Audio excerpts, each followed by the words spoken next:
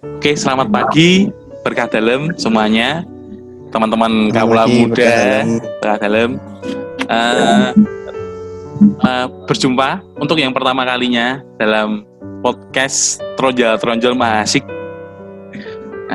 Pada kali ini, teman-teman, saya ditemani oleh mas-mas yang luar biasa tentunya. Sebelumnya tak perkenalan diri dulu. Nama saya William. Saya dari Paroki Ignatius Kerapiak Semarang. Kemudian ada Mas Gilang.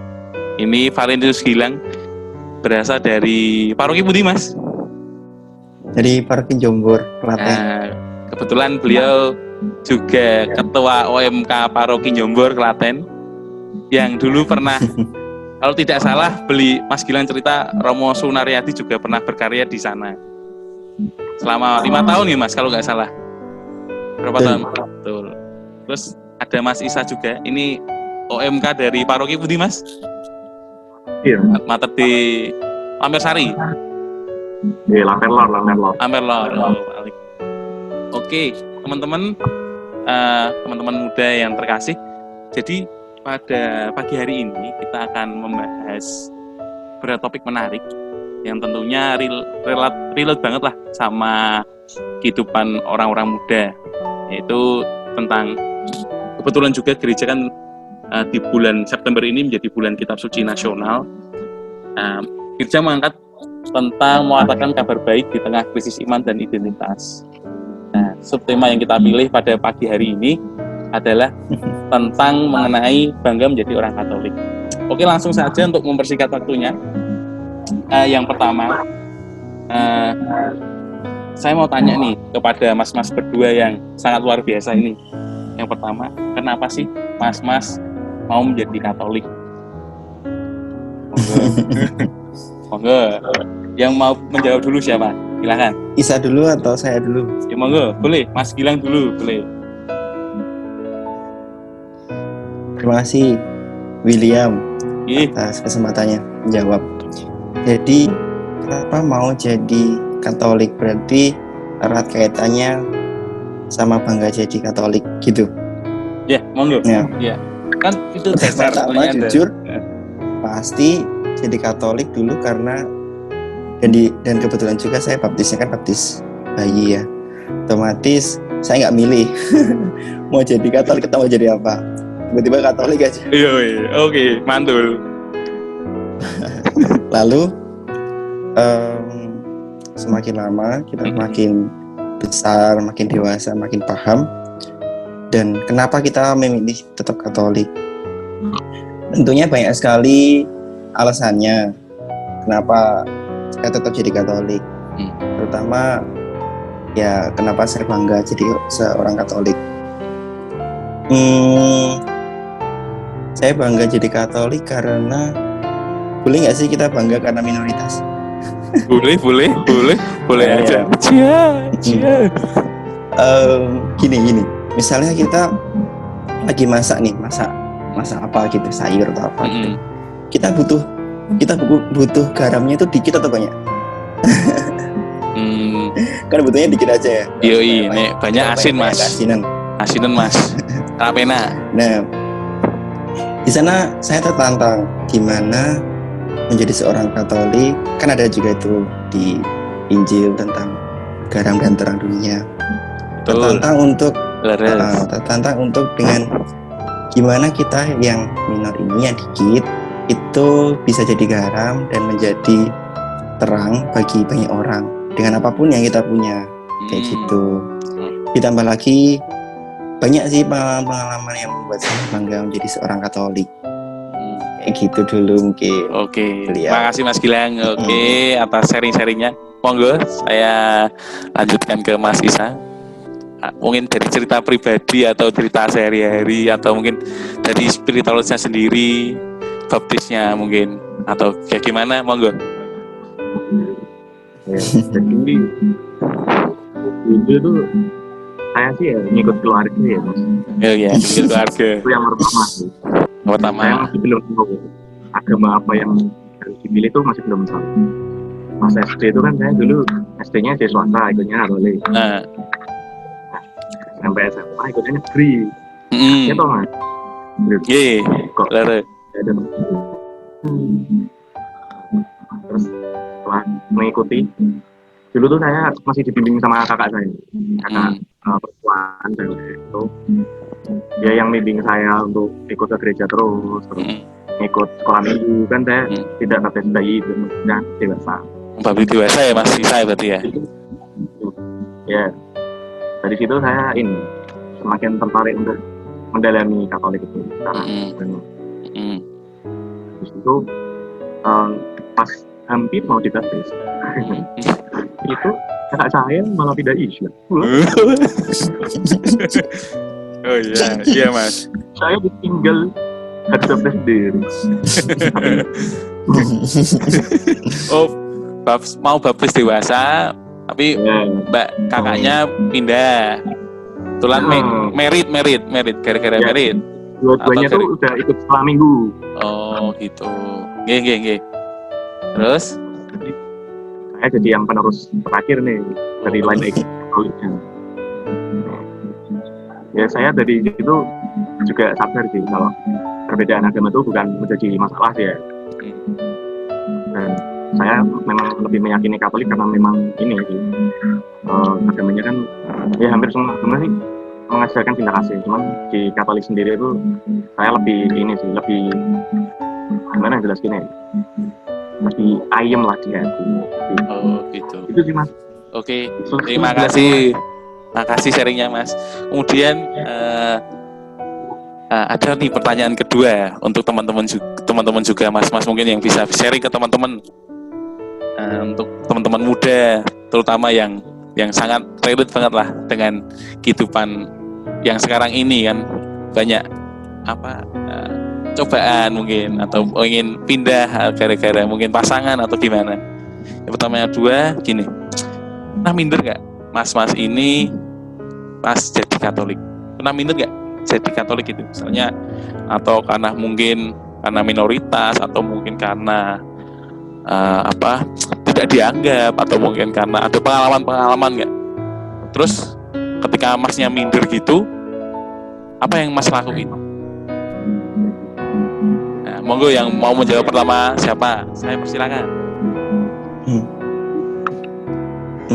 Coba jawab. Ya, coba jawab Mas. Kalau dari saya sih, nah kebetulan tuh saya dari SD, TK, SD, SMP, SMA itu selalu di swasta dan mayoritasnya juga dari Katolik juga. Jadi baru pertama kali ini sih kayak di universitas negeri dan menjadi maksud teman Katoliknya nggak sebanyak di waktu TK sampai SMA. Kalau kebetulan mindernya itu nggak pernah sih. Jadi kayak kenapa harus minder gitu? Kayak kan ya memang itu sih suasananya jadi baru, jadi lebih beragam, dan saya merasa teman-teman yang lain itu juga baik dengan saya dan tidak ada masalah. Kembali lagi kayak tadi misalnya itu dikaitkan sama kita teman-teman Katolik yang cukup minoritas, lebih sedikit lah daripada teman-teman yang lain kayak gitu. Itu ya jadi tantangan buat kita gimana caranya. Itu kalau ditanya itu ya kalau misalnya minder gitu ya, maksudnya kita harus termotivasi sih buat membuktikan walaupun kita tuh sedikit, nggak banyak kayak gitu. Gimana caranya kita terlihatnya itu juga terlihat yang baik ya tentunya, jangan terlihat yang kurang baik. Kita harus memberikan contoh yang baik. Ya benar. Jadi motor, kita jadi pionir yang baik buat teman-teman yang lain. Gitu mungkin. Oke, matur suwun Mas Gilang. Mungkin Mas Sisa boleh nih sharing nih. Pernah enggak minder Mas? Kan tadi cerita kalau SD swasta, tapi SMP ke atas kan negeri. Itu gimana? Pernah enggak? Kalau minder sih ya pernah sering dulu. Oh sering ya? Oh beda ini, beda dua tanggapan yang berbeda lah. Gimana? Orang dulu tuh pas SMP SMA orang Katolik itu bisa dihitung jari mas. Oh. Mal 10 lah mesti kapan-kapan. Jadi ya sebenarnya sih nggak masalah sama teman-teman ya. Cuman kan misalkan pas kayak istirahat, makan, tidak punya teman. Apalagi dipisah loh. Mindernya tuh rasa kesepian mas. Oh kesepian. Kan kata aku tuh. Iya. Kesepian berarti. Terus solusinya mas misalnya kok masih mau kan berarti kan minder tuh. Terus kok masih mau? Ya kembali ke diri saya lagi. Oh gitu. Saya sih sama Caranya gimana tuh mas mengatasi rasa minder?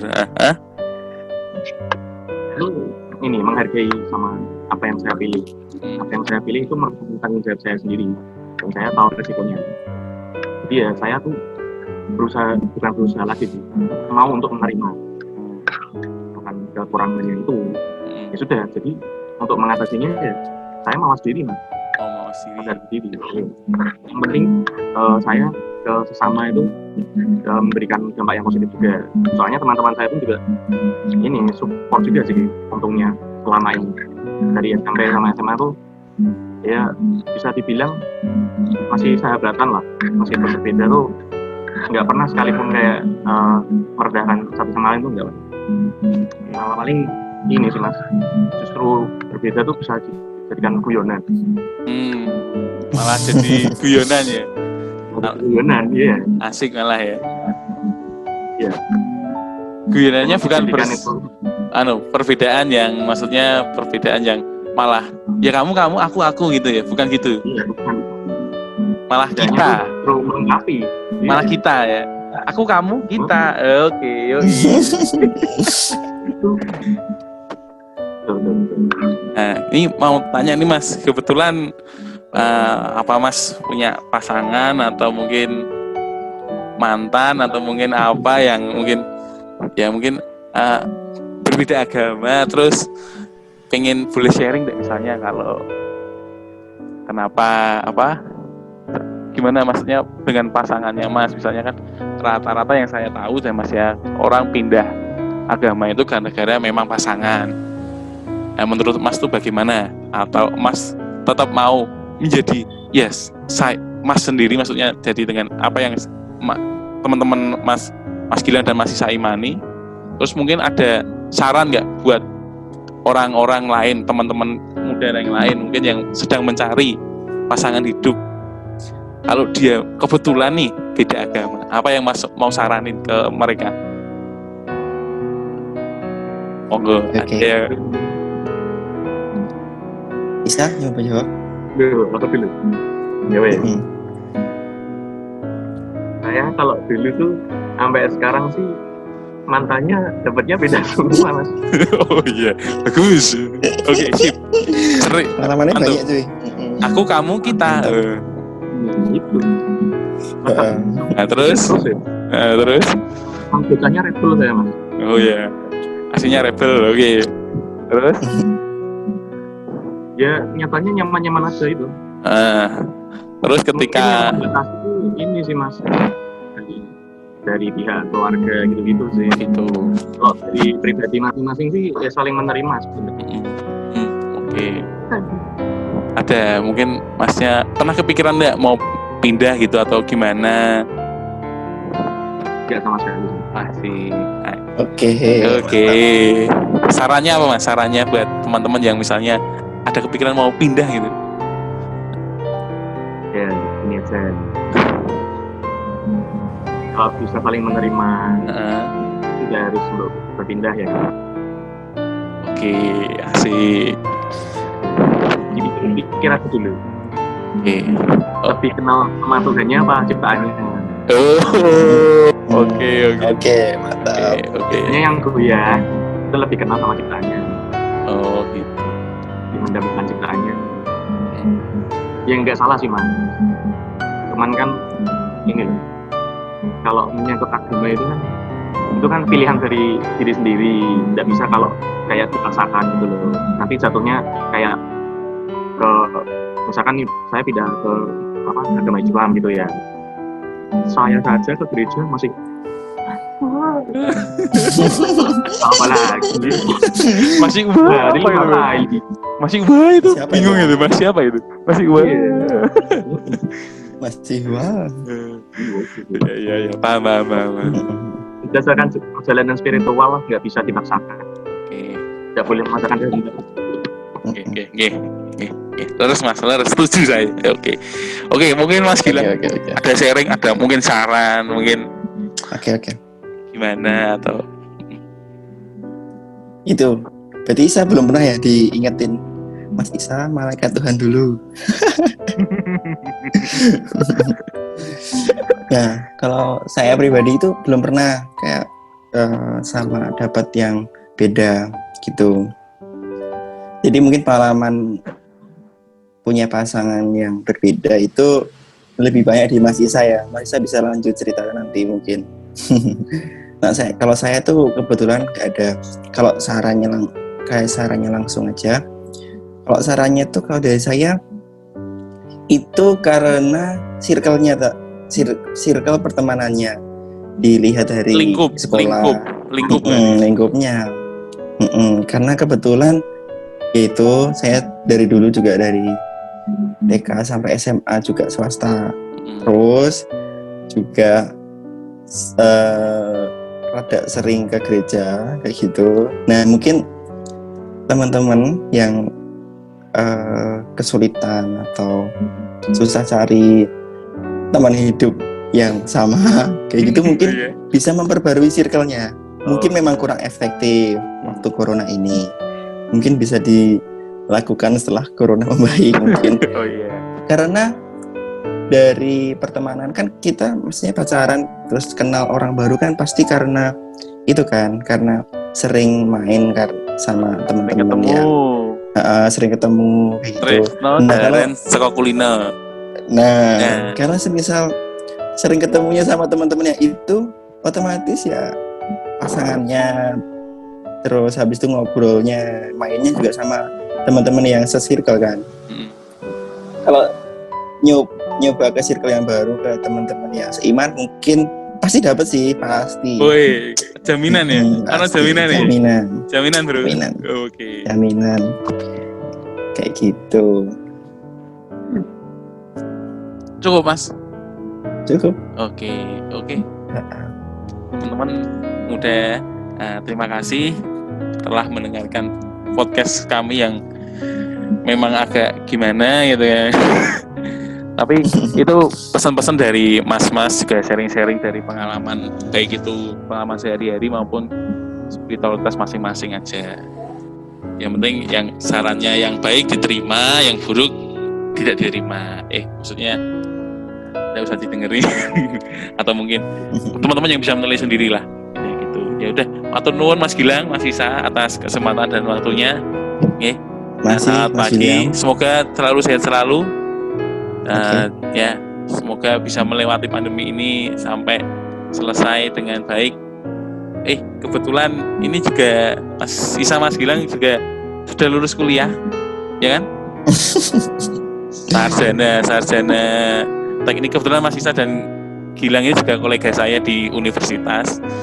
Jadi monggo, mungkin ada pendengar Bapak Ibu atau mungkin yang punya lowongan pekerjaan ya kan, boleh lah ngontak-ngontak kami lah ya.